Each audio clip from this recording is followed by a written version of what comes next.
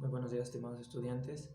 Bueno, el día de hoy vamos a hablar sobre las colonizaciones griegas. Vamos a continuar con nuestro capítulo de estudio.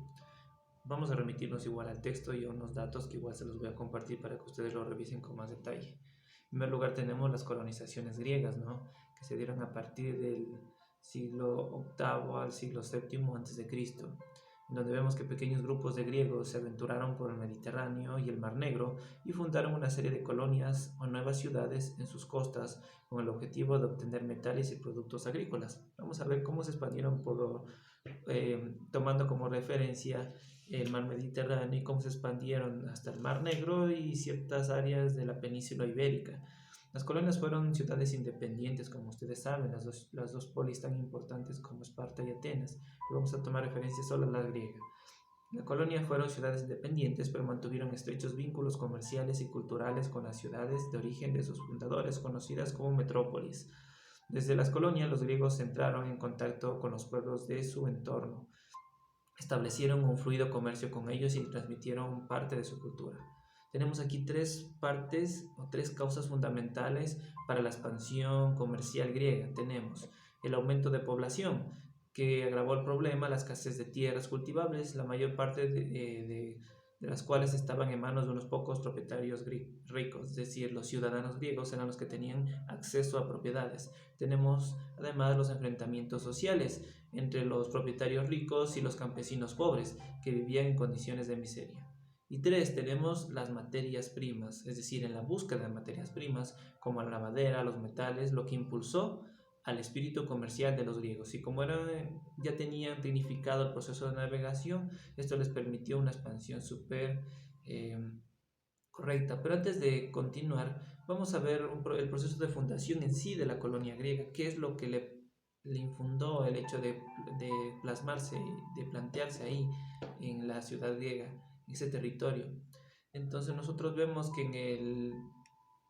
que ellos se establecían, más que todo como tenían un pensamiento muy mítico, creían en los oráculos. Tenemos aquí que tenían ese pensamiento cosmogónico en la cual pedían consejos en este caso, al oráculo de Apolo, de Delfos. El oráculo da una orientación geográfica general y da su consejo sobre el proyecto elaborado por una ciudad. Entonces, vamos a ver que ellos en sí, el hecho de haberse sentado en la colonia griega, en todo lo que nosotros ya conocimos como la Hélade, todos fueron establecidos por el consejo del oráculo. Sin embargo, se observa generalmente en buen sentido.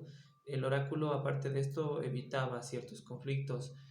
Primero, evita los países bastante estructurados en el plano político, como Egipto o la costa sirio-palestina, en la que estaba asentado Asiria y Palestina, aconsejándose a partir de hacia el oeste o al este, pero no hacia la parte de Asiria y los fenicios.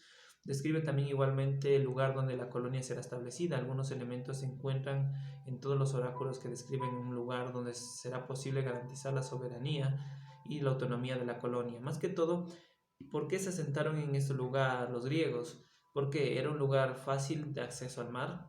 El lugar sería fácil de defender en una isla próxima a la costa sobre el patrimonio o una colina. El lugar estaba rodeado de un territorio muy rico.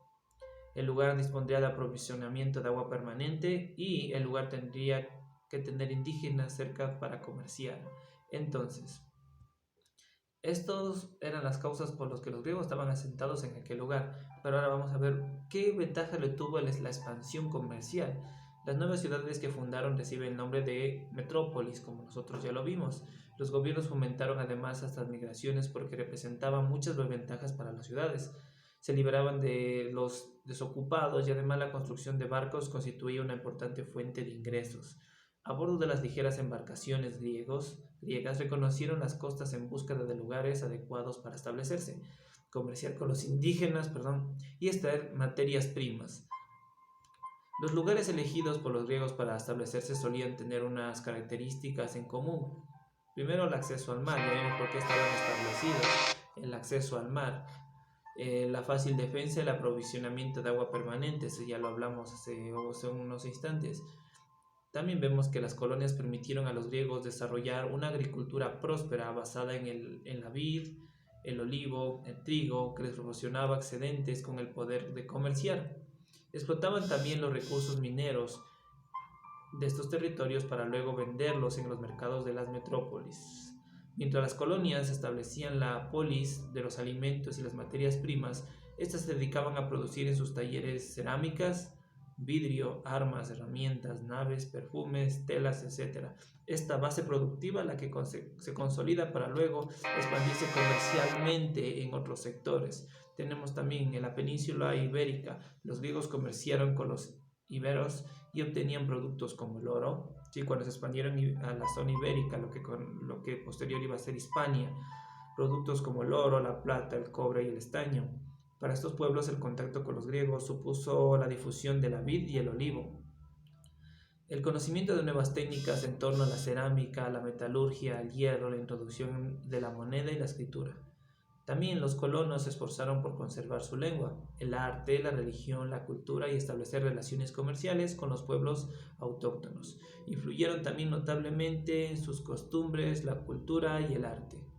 Muy bien, esto de una forma muy resumida sobre por qué los griegos asentaron en estas zonas en la cual nosotros ya establecimos, ya vimos las razones por las cuales los griegos preferían establecerse en esa zona.